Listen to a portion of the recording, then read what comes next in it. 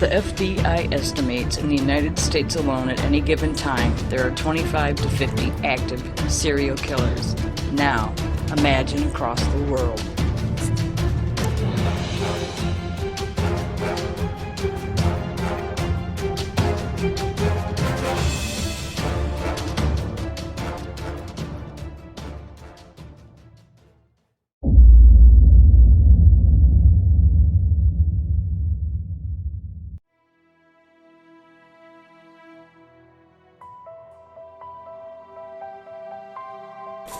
In February of 1949, West Sussex police raided a warehouse on Leopold Road, owned by John George Haigh.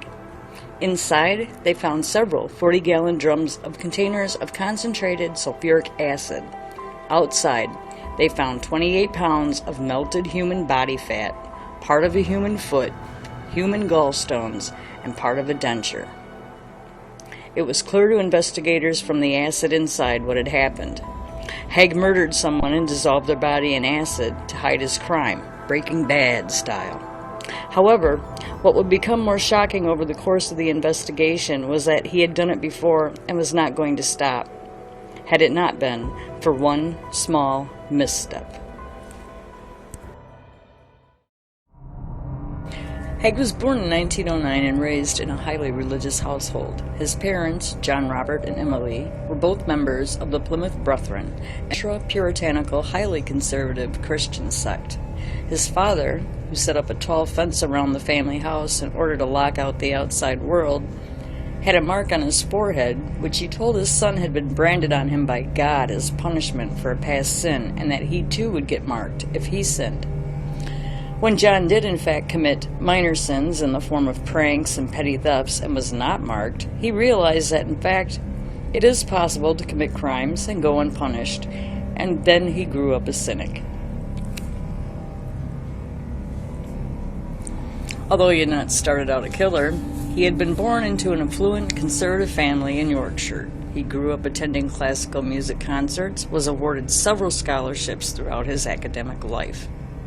His charmed adolescence ended at the age of 25 when he was arrested and jailed for fraud just months after marrying. Upon his imprisonment, the new bride left him, put the baby up for adoption, and his conservative relatives decided they wanted nothing more to do with him. After serving just 2 years, John Haigh was released from prison and moved to London, where he became a chauffeur. However, despite serving time for fraud, he continued to swindle unsuspecting do-gooders out of their money. He would also pretend to be a solicitor named William Adamson. He would frequently sell fraudulent stock shares from the estates of his dead clients at below-market rates. Eventually, he was caught when one of his clients realized he had misspelled his false name on a legal document. In 1939, he was arrested and imprisoned again, this time sentenced to 4 years for fraud.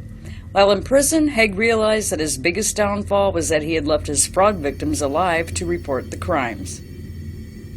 Haigh spent the rest of his time in prison devising ways to dispose of any witnesses to the crimes that he fully intended to continue committing upon his release. He began researching French murderer Georges Alexandre Seurat, whose signature had been dissolving his victims in sulfuric acid. Using his free time, he devised his own method of dissolving bodies in various forms of acid by practicing on mice. Eventually he found that it took 30 minutes for a small field mouse to dissolve and was able to calculate how much acid and time he would need for a full-grown man.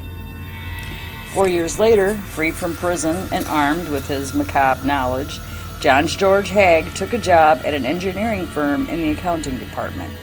Soon after, he ran into an old friend named William McSwain, whom he worked with as a chauffeur.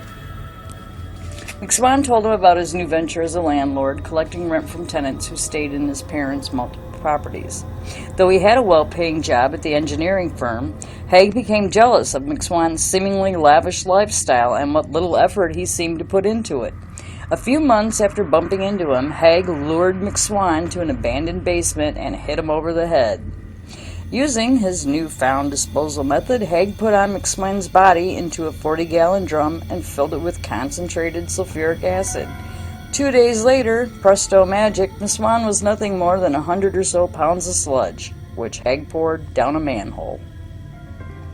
Riding the high of this successful murder, Haigh took over McSwain's landlord duties, telling McSwain's family that he had run away to avoid being drafted. Eventually, when the elder McSwains became suspicious, as their son had not returned home even after the draft was over, John George Haigh killed them as well. Left with their money and their properties, Haigh moved into the Onslow Court Hotel in Kensington. However, the roughly $10,000 he had stolen didn't last long, as he shortly developed a gambling problem. Running through his cash quicker than he expected, Haigh was forced to find another wealthy couple to kill and rob. After feigning interest in a house that was for sale, Haigh murdered the owners, Dr. Archibald Henderson and his wife Rose. Both Hendersons were disposed of at a warehouse in Gloucester, where the McSwain family had also been killed. The warehouse seemed to be the perfect place, as it was relatively remote and contained a manhole where the human sludge could be easily disposed of. After the 5 murders, John Haigh rented a larger warehouse on Leopold Road with more space for his drums and acid concoctions. Here he would kill and dissolve his final victim. Olive Duran Deacon was a wealthy widow who lived at the Onslow Court Hotel with Haigh. Olive thought herself something of an inventor and, upon finding out that Haigh worked at an engineering firm, asked if she could talk to him about an idea she had for artificial fingernails.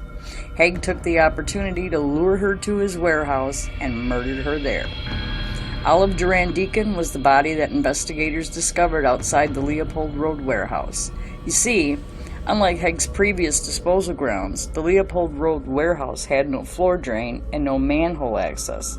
Unable to pour the sludge quietly into the sewers, Haigh had been forced to dump it in a pile of rubble behind the warehouse, where it was easily uncovered by investigators.